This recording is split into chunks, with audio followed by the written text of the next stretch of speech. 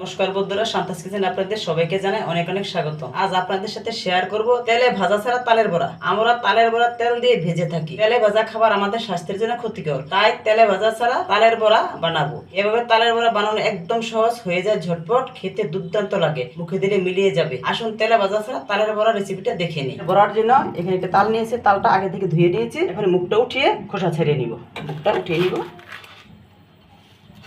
মুখের সেটটা উঠিয়ে নিয়েছি। এখন খোসা ছাড়িয়ে নিব।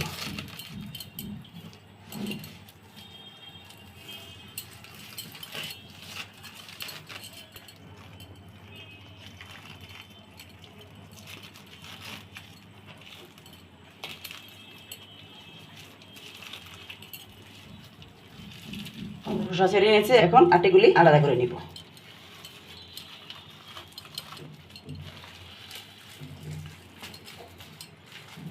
তালের বীজগুলি একটু জল ছিটিয়ে নরম করে নিব।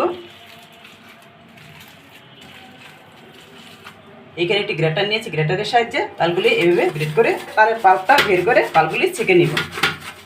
তেল ছাড়া তালের বড়ার জন্য এখানে নিয়েছি 1 বাটি তালের পাল্প, 1 বাটি ময়দা ও হাফ বাটি সুজি। আপনারা একই মাপের বাটি বা কাপ দিয়ে সবকিছু মেপে মেপে দিবেন। আমি যেভাবে মাপ করে দিব ঠিক একইভাবে মাপ করে দিবেন, তবে সবকিছু ঠিকঠাকভাবে হবে। অন করে চলে এটি কড়াই বসিয়ে দিয়েছি। এখন দিয়ে দিব হাফ বাটি সুজি ও 1 বাটি ময়দা। এখন চুলার আঁচ লোতে করে দিয়ে সুজি ময়দাগুলি কিছুক্ষণ নেড়ে চেড়ে নিব। সুজি ময়দায় যে কাঁচা গন্ধটা থাকে সে কাঁচা গন্ধটা চলে যাওয়া পর্যন্ত নাড়তে থাকবো। খুব বেশি লাল লাল করে ভাজবো না, হালকা একটু বাদামি কালো হলে নামিয়ে নিব। কিছুক্ষণ নেড়ে চেড়ে নেওয়ার পর সুজি ময়দা কাঁচা গন্ধটা চলে গিয়েছে এবং সুন্দর একটি ঘ্রাণ বেরিয়েছে। দেখুন কালারটাও চেঞ্জ হয়ে গিয়েছে। এখন নামিয়ে নিব। আবারও চুলায় কড়াই বসিয়ে দিয়েছি। দিয়ে দিব 1 বাটি তালের পাল্প, 1 বাটি মাপ করে দিয়ে দেবো 1 বাটি চিনি ও হাফ বাটি কোরানো নারিকেল। সব কিছু ভালোভাবে মিশিয়ে নিব। তালের পাল্পটা নারিকেলটা এখন নেড়ে চেড়ে ফুটিয়ে নিব এবং চিনিগুলি গলিয়ে নিব। দিয়ে দিব স্বাদ মতো লবণ। তালের পাল্পটা কাঁচা গন্ধ চলে যাওয়া পর্যন্ত নেড়ে ফুটিয়ে নিব। 1 বাটি মাপ করে দিয়ে দিব হাফ বাটি চালের গুঁড়া। এখানে আতপ চালের গুঁড়ো নিয়েছি। যে সুজি ময়দাটা ভেজে রেখেছিলাম সেই সুজি ময়দাটা দিয়ে দিব। দিতে থাকবো এবং নাড়তে থাকবো। এই পর্যায়ে চুলার আঁচ লোতে করে দিয়ে সবকিছু ভালোভাবে মিশিয়ে নিব।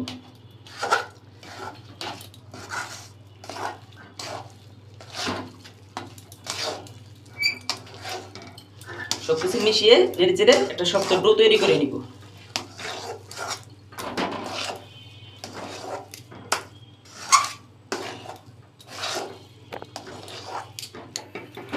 এখন সবকিছু নেড়ে চেড়ে টাইট একটা ডো তৈরি করে নিয়েছি। এখন নামিয়ে কিছুটা ঠান্ডা করে তারপর তালের বড়া শেপ দিয়ে নিব। তালের মিশ্রণটা নামিয়ে নিয়েছি। এখন হাত দিয়ে একটু মেখে নিব। হালকা গরম থাকতে মাখতে হবে। এভাবে ঠেসে ঠেসে মেখে একটি ডো তৈরি করে নিব। এই ডোটা একদম স্মুথভাবে মেখে নিব। হাত দিয়ে ভালোভাবে মেখে একটি মসৃণ ডো তৈরি করে নিয়েছি। হাতে একটু ঘি লাগিয়ে নিয়েছি। আপনারা তেলও লাগাতে পারেন। এখন ডোতে অল্প অল্প লেচি কেটে বলের আকারে বড়ার শেপ দিয়ে নিব। প্রথমে হাত দিয়ে চেপে চেপে দেবো, তারপর এই হাতের তালুতে দিয়ে এভাবে গোল গোল করে দেব। আপনারা এই তালের বড়াটা ছোট করতে বা বড় করতে পারেন। এরকম শেপে বড়াগুলি করব। যে প্রথমে হাত দিয়ে চেপে চেপে দিব, তারপর এই হাতের তালুতে নিয়ে এভাবে গোল করে দিব। ভালোভাবে গোল করতে হবে যাতে বাইরের দিকটা ফাটা ফাটা না থাকে, একদম মসৃণ হয়। এই যে আরো একটি করে নিয়েছি। একইভাবে সবগুলি তালের বড়ার শেপ দিয়ে নিব।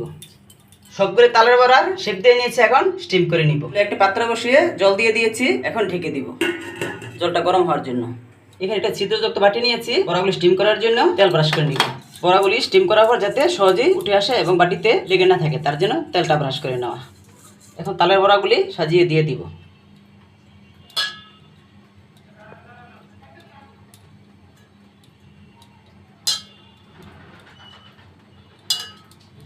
সবগুলো তালের বড়া ছিদ্রওয়ালা বাটিতে দিয়ে দিয়েছি। এখন সেই পাত্রে বসিয়ে দিব। জলটা ফুটে গিয়েছে। এখন ঢাকনাটা উঠিয়ে নিব। এখন ছিদ্রওয়ালা বাটিটা এই পাত্রের মুখে বসিয়ে দিব। পাত্রের মুখে ছিদ্রওয়ালা বাটিটা বসিয়ে দিয়েছি। তালের বড়াগুলি স্টিম হওয়ার জন্য এখন ঢাকনা দিয়ে ঢেকে দিব।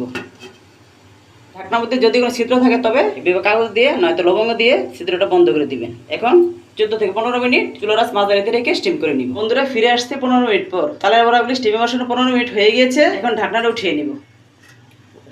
দেখুন বন্ধুরা তালের বড়ার কালারটা কত চেঞ্জ হয়ে গেছে। তালের বড়াগুলি স্টিম হয়ে গেছে, এখন নামিয়ে নিব। বন্ধুরা বানিয়ে নিলাম তেলে ভাজা ছাড়া তালের বড়া। বন্ধুরা তাল ফুরিয়ে যাওয়ার আগে এভাবে তালের বড়া বানিয়ে নিন, খেতে অসাধারণ লাগে। একবার বাড়িতে বানিয়ে দেখুন তেলে ভাজা ছাড়া তালের বড়া। এটা একটা হেলদি রেসিপি। আশা করছি রেসিপিটা আপনাদের খুব ভালো লেগেছে। ভালো লাগলে লাইক কমেন্ট শেয়ার করে দিবেন আর আমার চ্যানেলটি সাবস্ক্রাইব করে বেল আইকনে ক্লিক করে দিবেন। ফিরে আসছে নতুন কোনো রেসিপি নিয়ে। সেই পর্যন্ত সুস্থ থাকুন, ভালো থাকুন, ধন্যবাদ।